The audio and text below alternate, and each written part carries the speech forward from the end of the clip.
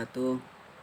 Perkenalkan, nama saya Muhammad Al-Ghifari dengan stambuk F23120.035. Perkenalkan, nama saya Ricky Yohanes Kalie, stambuk F231200028. Assalamualaikum warahmatullahi wabarakatuh. Perkenalkan, nama saya Andi Muhammad Fajar Mutahar, nomor stambuk F23120.025. Perkenalkan, nama saya Elusa Venita Moncai, nomor stambuk F231200045.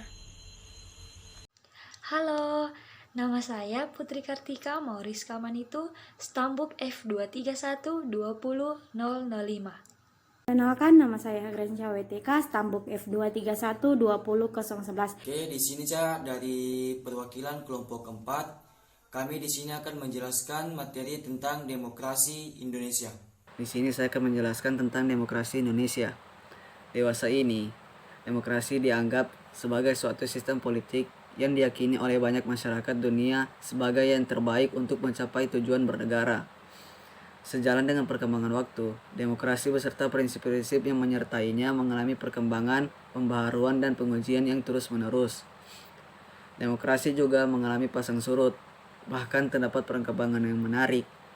Hampir semua negara jajahan yang merdeka setelah demokrasi II bergeser dari sistem demokrasi menuju non-demokrasi, dari Samuel Huntington.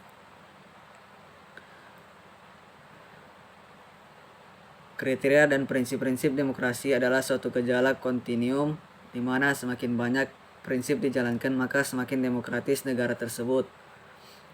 Sebaliknya, semakin banyak prinsip yang ditinggalkan maka semakin tidak demokratis dari negara tersebut. Banyak negara yang mengupayakan sejauh mungkin prinsip-prinsip itu ditegakkan agar dikatakan sebagai negara demokrasi. Indonesia sebagai negara yang merdeka setelah Perang Dunia II juga tidak terlepas dari pasang surutnya sistem demokrasi. Kemudian ada konsep dasar demokrasi.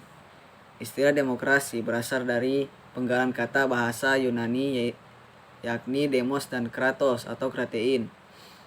Demos berarti rakyat dan kratein berarti pemerintahan. Jadi demokrasi berarti pemerintahan rakyat. Lalu apa itu demokrasi? Demokrasi sebagai konsep sesungguhnya memiliki banyak pengertian dari berbagai sudut pandang atau perspektif. Berbagai pendapat para ahli banyak yang mengupas perihal demokrasi. Contoh yang dikemukakan oleh Abraham Lincoln di atas hanyalah salah satu contoh pengertian demokrasi. Berdasar banyak literatur yang ada, diyakini demokrasi berasal dari pengalaman bernegara orang-orang Yunani kuno, tepatnya di negara kota Polis, Athena, pada sekitar tahun 500 sebelum Masehi. Sistem demokrasi Athena akhirnya diambil alih oleh polis lain di Yunani. Demokrasi di Athena ini bertahan sampai dihancurkan oleh Iskandar Agung dari Romawi pada tahun 322 sebelum Masehi. Sejak saat itu, demokrasi Yunani dianggap hilang dari muka bumi. Selanjutnya, Eropa memasuki abad kegelapan atau bisa disebut Dark Age. Gagasan demokrasi mulai berkembang lagi di Eropa, terutama setelah kemunculan konsep nation state pada abad 17. Berdasarkan sejarah singkat tersebut, kita bisa mengetahui adanya demokrasi yang berkembang di Yunani yang disebut demokrasi kuno dan demokrasi yang berkembang di Eropa Barat yang dikenal sebagai demokrasi modern. Lalu apakah demokrasi itu sesungguhnya? Memang tidak dapat pengertian yang cukup yang mewakili konsep demokrasi. Istilah itu tumbuh sejalan dengan perkembangan dan pertumbuhan masyarakat semakin tinggi. Kompleksitas kehidupan suatu masyarakat semakin sulit dan tidak sederhana demokrasi didefinisikan. Sekian dari saya, akan dilanjutkan oleh teman saya. Terima kasih. Assalamualaikum warahmatullahi wabarakatuh. Di sini saya akan melanjutkan materi dari teman saya, yaitu menjelaskan beberapa makna dari demokrasi. Demokrasi dapat kita kategorikan ada 3 makna, yakni demokrasi sebagai bentuk pemerintahan, demokrasi sebagai sistem politik, dan demokrasi sebagai sikap hidup. Saya akan menjelaskan yang pertama, yaitu demokrasi sebagai bentuk pemerintahan. Makna demokrasi sebagai suatu bentuk pemerintahan merupakan pengertian awal yang dikemukakan para ahli dan tokoh sejarah, misalnya Plato dan Aristoteles. Plato dalam tulisannya Republik menyatakan bahwa bentuk pemerintahan yang baik itu ada 3, yakni monarki, aristokrasi, dan demokrasi. Jadi demokrasi adalah satu-satu dari 3 bentuk pemerintahan. Menurutnya, demokrasi adalah suatu bentuk pemerintahan di mana pemerintahan itu dipegang oleh rakyat dan dijalankan untuk kepentingan rakyat banyak. Monarki adalah bentuk pemerintahan yang dipegang oleh seorang sebagai pemimpin tertinggi dan dijalankan untuk kepentingan rakyat banyak. Dan aristokrasi adalah suatu bentuk pemerintahan yang dipegang oleh sekelompok orang yang memimpin dan dijalankan untuk kepentingan rakyat banyak. Ketiganya dapat berubah menjadi bentuk pemerintahan yang buruk, yakni tirani. Tirani adalah suatu bentuk pemerintahan yang dipegang oleh seorang sebagai pemimpin tertinggi dan dijalankan untuk kepentingan pribadi. Sampai saat itu, pemaknaan demokrasi sebagai bentuk pemerintahan masih dianut beberapa ahli. Yang pertama, Sidney Hoek mengatakan demokrasi adalah bentuk pemerintahan di mana keputusan-keputusan pemerintah yang penting secara langsung atau tidak langsung didasarkan pada kesepakatan mayoritas yang diberikan secara bebas kepada rakyat dewasa. Secara lugas menyatakan demokrasi adalah suatu bentuk pemerintahan oleh rakyat. Di sini saya akan melanjutkan yang kedua, yaitu demokrasi sebagai sistem politik perkembangan berikutnya.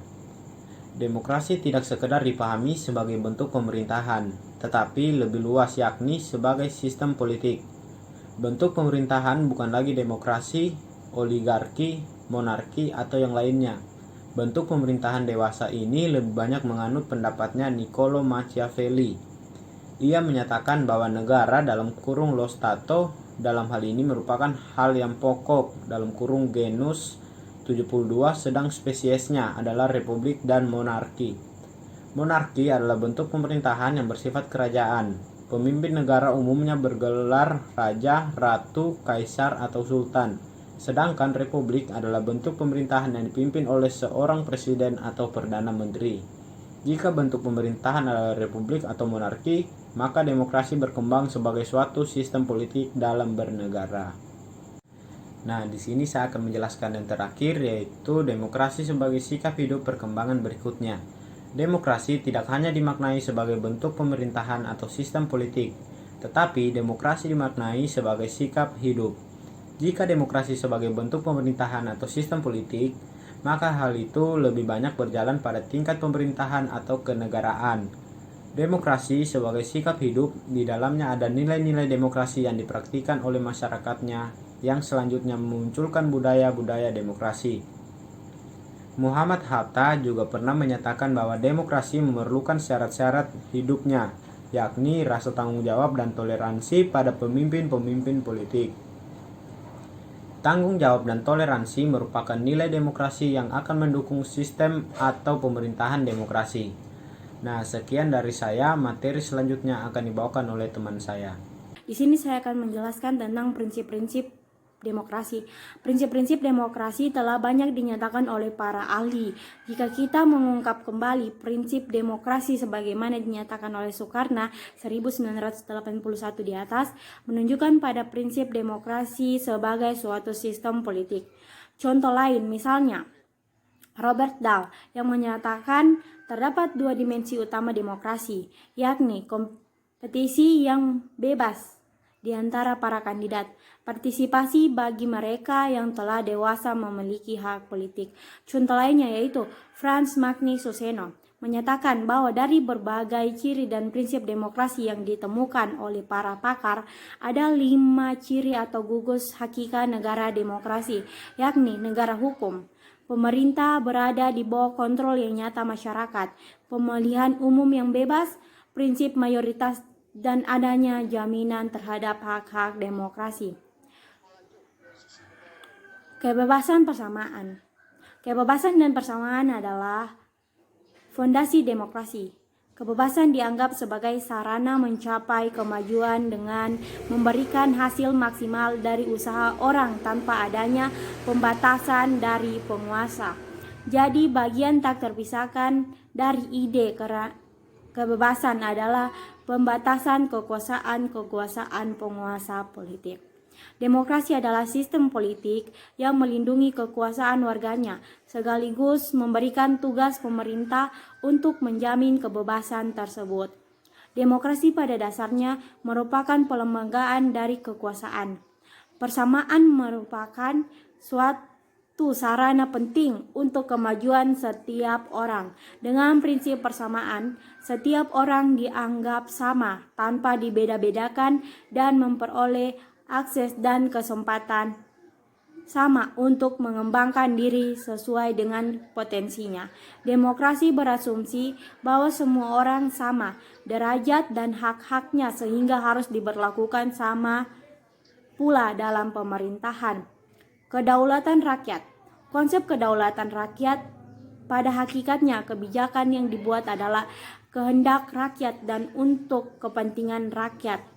Mekanisme semacam ini akan mencapai dua hal. Pertama, kecil kemungkinan terjadi penyalahgunaan kekuasaan. Dan kedua, terjaminnya kepentingan rakyat dalam tugas-tugas pemerintah. Perwujudan konsep lain kedaulatan adalah pengawasan oleh rakyat. Pengawasan dilakukan karena demokrasi tidak mempercayai kebaikan hati penguasa. Betapapun niat baik penguasa, jika mereka menafikan kontrol atau kendali rakyat, maka ada dua kemungkinan buruk. Pertama, kebijakan mereka tidak sesuai dengan kebutuhan rakyat.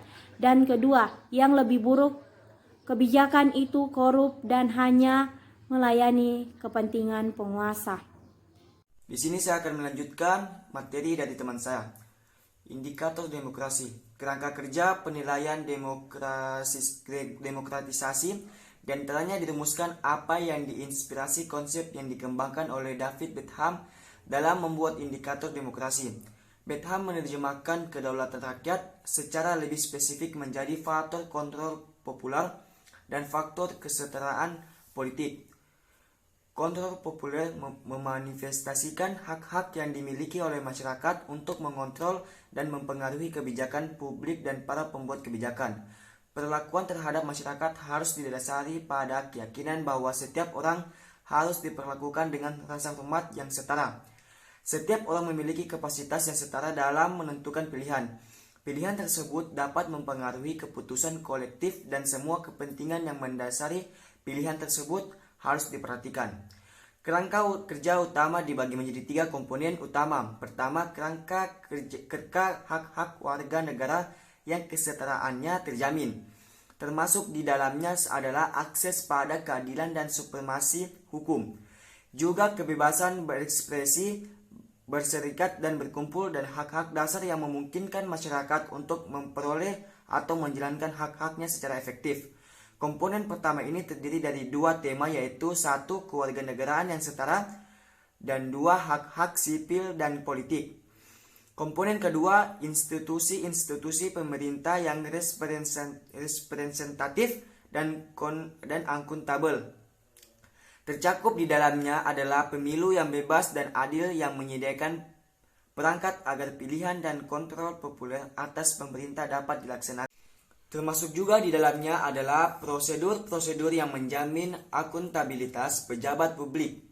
Komponen kedua terdiri dari 6 tema, yaitu 1. Pemilu yang bebas dan adil, 2. Partai politik yang demokratis, 3. Hubungan sipil militer, 4. Transparansi dan akuntabilitas pemerintahan, 5. Supremasi hukum, 6. Desentralisasi. Komponen ketiga adalah masyarakat demokratis atau sipil. Cakupan komponen ini meliputi media komunikasi, asosiasi sipil, proses konsultatif, dan forum-forum lainnya yang bebas dan pluralistik. Kebebasan dan pluralisme tersebut harus menjamin partisipasi populer dalam setiap proses politik dalam rangka mendorong sikap responsif pemerintah terhadap opini publik dan terselenggaranya pelayanan publik yang lebih efektif. Komponen ketiga mencakup dua tema, yaitu satu, media yang independen dan bebas, dua, partisipasi populer. Setiap 10 tema tersebut berisikan seperangkat indikator penilaian yang dikategorikan berdasarkan 3 dimensi, yaitu dimensi legal, institusional, dan kinerja. Dimensi ilegal untuk mengidentifikasi kehadiran payung hukum yang memberikan kepastian hukum untuk tema terkait.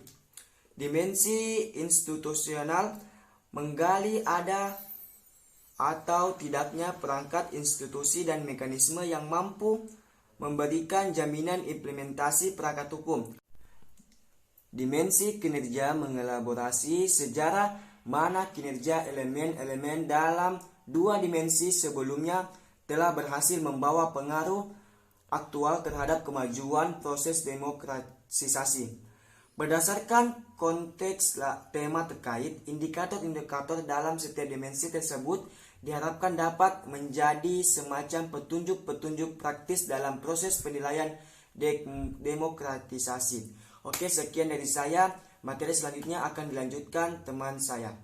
Baiklah, di sini saya akan melanjutkan materi yang berikutnya, ialah mengenai perjalanan demokrasi di Indonesia. Perlu dipahami bahwa demokrasi yang berjalan di Indonesia telah menghasilkan sejumlah kemajuan berarti dari segi prosedural. Pemilu legislatif, pemilu presiden, hingga pilkada dapat berlangsung dengan bebas, transparan, demokratis, dan paling penting dalam suasana damai. Kebebasan berpendapat dan berserikat jauh lebih baik dibanding masa Orde Baru.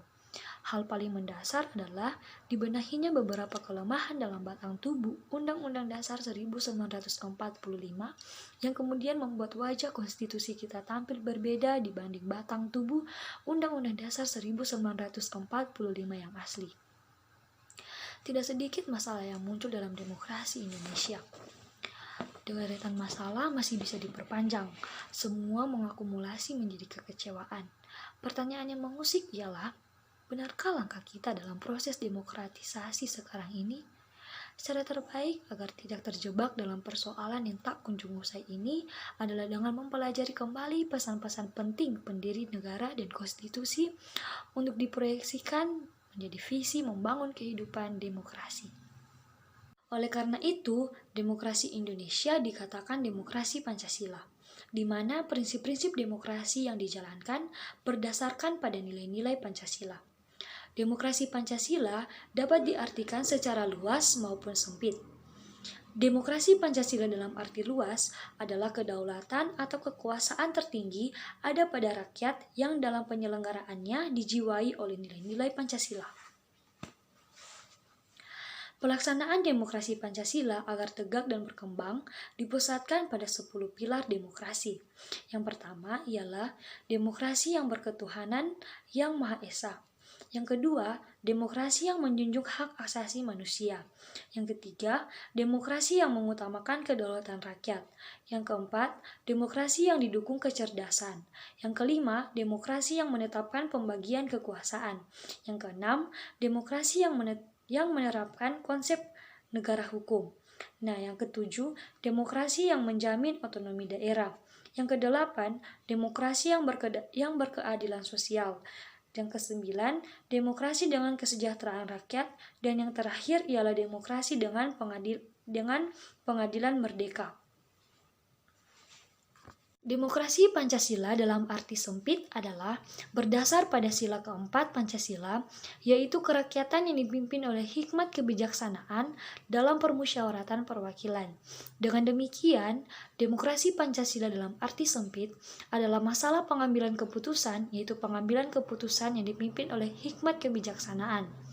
Wujud dari pengambilan keputusan yang dipimpin oleh hikmat kebijaksanaan adalah dengan musyawarah mufakat. Nah, yang selanjutnya yang perlu kita pelajari ialah praktik demokrasi di Indonesia. Praktik demokrasi Indonesia berhubungan dengan periodisasi demokrasi yang pernah dan berlaku dalam sejarah Indonesia.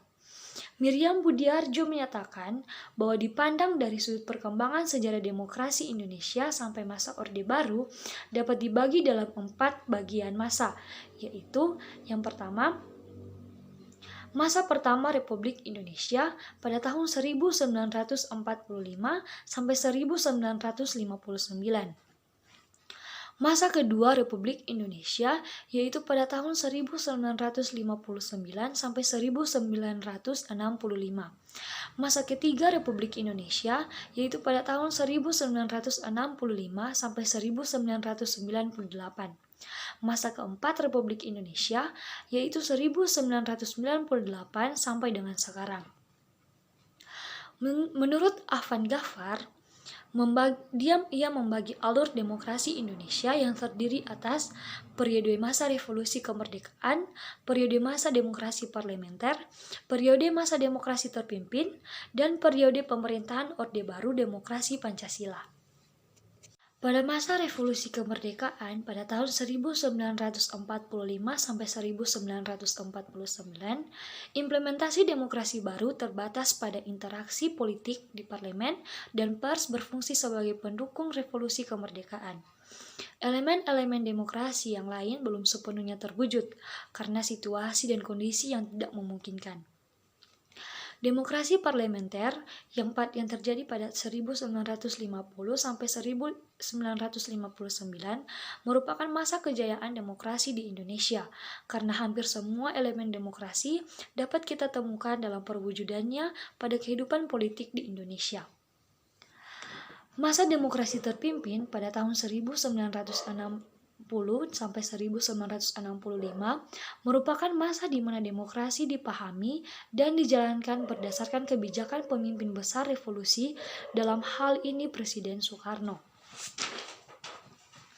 Pendapat ini menyebutkan bahwa perkembangan demokrasi terbagi dalam 3 periode sejalan dengan perkembangan politik Indonesia, yakni periode 1945 sampai 1959 adalah demokrasi liberal, periode 1959 sampai 1966 adalah demokrasi terpimpin, dan ketiga, periode 1966 sampai sekarang adalah demokrasi Pancasila. Ada beberapa hasil penelitian tentang pelaksanaan demokrasi di Indonesia, baik yang dilakukan oleh lembaga nasional maupun regional. Berdasarkan hasil penelitian tersebut, dapat disimpulkan bahwa untuk mengetahui tingkat perkembangan demokrasi di Indonesia, dapat dilakukan dengan mengukur seberapa jauh variabel atau indikator yang pada dasarnya merupakan prinsip demokrasi itu dijalankan di Indonesia. Sudah barang tentu, prinsip yang tidak kalah penting adalah nilai-nilai dasar Pancasila sebagai parameter demokratisasi di Indonesia. Hal-hal yang perlu kita pelajari ialah ada 2, yaitu yang pertama, ide demokrasi pendiri negara. Apakah ide atau gagasan demokrasi ada pada benak para pendiri negara saat membicarakan dasar-dasar bernegara di sidang BPUPKI pada tahun 1945? Para pendiri negara atau The Founding Fathers umumnya menyetujui bahwa negara Indonesia yang akan didirikan hendaknya negara demokrasi. Ada kesamaan pandangan dan konsensus politik dari para pendiri negara bahwa kenegaraan Indonesia harus berdasar kerakyatan dan kedaulatan rakyat atau demokrasi. Jadi, cita-cita atau ide demokrasi itu ada pada para The Founding Fathers bangsa. Menurut Muhammad Hatta, demokrasi telah berurut akar dalam pergaulan hidup kita. Bangsa Indonesia sejak dahulu sesungguhnya telah mempraktekkan ide tentang demokrasi meskipun masih sederhana dan bukan dalam tingkat kenegaraan. Dikatakan bahwa desa-desa di Indonesia sudah menjalankan demokrasi, misalnya dengan pemilihan kepala desa dan adanya rembuk desa. Itulah yang disebut dengan demokrasi asli. Demokrasi asli itu memiliki 5 unsur atau anasir, yaitu rapat, mufakat, gotong royong, hak mengadakan protes bersama, dan hak menyingkir dari kekuasaan raja absolut. Namun demikian, demokrasi desa tidak bisa dijadikan pola demokrasi untuk Indonesia modern. Kelima unsur demokrasi desa tersebut perlu dikembangkan dan diperbarui menjadi konsep demokrasi Indonesia yang modern. Demokrasi Indonesia modern menurut Muhammad Hatta harus meliputi 3 hal, yaitu demokrasi politik, demokrasi ekonomi, dan demokrasi sosial. Demokrasi Indonesia tidak berbeda dengan demokrasi di Barat dalam bidang politik. Hanya saja, demokrasi di Indonesia perlu mencakup demokrasi ekonomi dan sosial, sesuatu yang tidak terdapat dalam masyarakat Barat. Saat ini, ide demokrasi tersebut terungkap dalam sila keempat Pancasila, yakni kerakyatan yang dipimpin oleh hikmat kebijaksanaan dalam permusyawaratan perwakilan, dan pada pasal 1 ayat 2 Undang-Undang Dasar 1945, yakni kedaulatan berada di tangan rakyat dan dilaksanakan menurut Undang-Undang Dasar 1945. Pendidikan demokrasi. Pada bagian awal telah dijelaskan bahwa demokrasi bukan sekedar bentuk pemerintahan maupun sistem politik, melainkan demokrasi adalah sikap hidup yang harus tumbuh dan berkembang dalam diri warga negara, baik yang sedang memerintah atau penyelenggara negara, maupun yang tidak sedang memerintah, yaitu warga negara biasa. Demokrasi paling tidak mencakup 2 hal, yaitu struktur dan kultur. Sekiranya bisa diibaratkan sebagai rumah. Nah, rumah demokrasi membutuhkan 2 hal, yaitu struktur demokrasi dan kultur demokrasi. Di dalam alam demokrasi, harus ditumbuhkan kesadaran bahwa demokrasi hanya akan tumbuh kuat jika didukung oleh warga-warga yang demokratis, yakni warga yang memiliki dan menjalankan sikap hidup demokratis.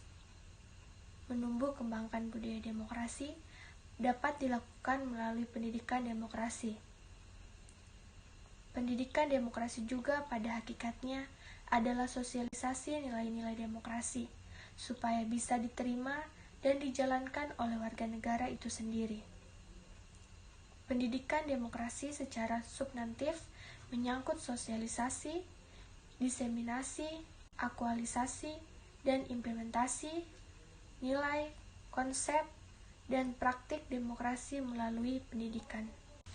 Pendidikan demokrasi juga bertujuan untuk mempersiapkan warga masyarakat berperilaku dan bertindak demokratis, melalui aktivitas menanamkan pada generasi muda akan pengetahuan, kesadaran, dan nilai-nilai demokrasi. Pendidikan demokrasi juga pada dasarnya membangun kultur demokrasi yang nantinya bersama dengan struktur demokrasi akan menjadi fondasi bagi negara meliputi 3 hal, yaitu yang pertama, kesadaran bahwa demokrasi adalah pola kehidupan yang paling menjamin hak-hak warga masyarakat itu sendiri. Demokrasi adalah pilihan terbaik di antara yang buruk tentang pola hidup bernegara. Yang kedua, demokrasi adalah sebuah learning process yang lama dan tidak sekedar meniru dari masyarakat lain. Ketiga, kelangsungan demokrasi tergantung pada keberhasilan mentransformasikan nilai-nilai demokrasi pada masyarakat. Lebih lanjut, bisa dikatakan bahwa pendidikan harus mampu melahirkan manusia-manusia yang demokratis. Tanpa manusia yang memegang teguh nilai-nilai demokrasi, masyarakat yang demokratis hanya akan merupakan impian belaka.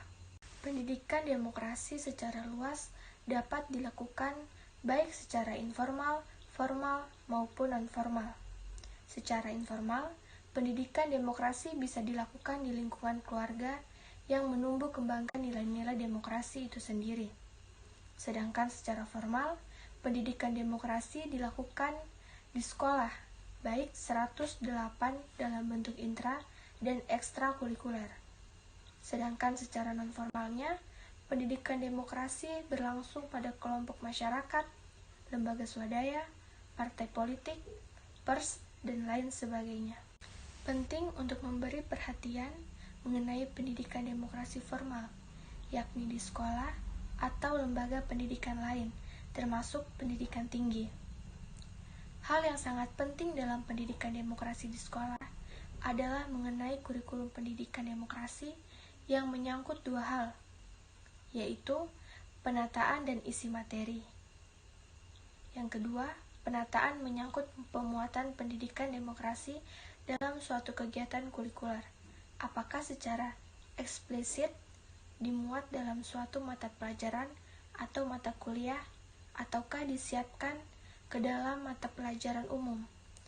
Sekarang ini, mata pelajaran dan mata kuliah pendidikan kewarganegaraan memuat misi sebagai pendidikan demokrasi. Nah, isi materi kali ini berkenaan dengan kajian atau bahan apa sajakah yang layak bagi pendidikan demokrasi. Agar benar-benar berfungsi sebagai pendidikan demokrasi, maka materinya perlu ditekankan pada 4 hal, yaitu asal-usul sejarah demokrasi dan perkembangan demokrasi, sejarah demokrasi di Indonesia, jiwa demokrasi di Indonesia berdasarkan Pancasila dan Undang-Undang Dasar 1945, perkembangan konsep demokrasi dari mulai konsep awal sampai sekarang menjadi konsep global sekarang ini. Jadi, materi tentang demokrasi Indonesia mempelajarkan anak tentang kelebihan, kekurangan, serta bentuk-bentuk ideal demokrasi yang tepat untuk Indonesia. Materi masa depan demokrasi akan membangkitkan kesadaran anak mengenai pentingnya demokrasi, serta memahami tantangan demokrasi yang akan muncul di masa yang akan datang. Baik, sekian materi yang dapat kelompok kami paparkan. Jika ada salah kata, kami mohon maaf. Saya akhiri. Wassalamualaikum warahmatullahi wabarakatuh.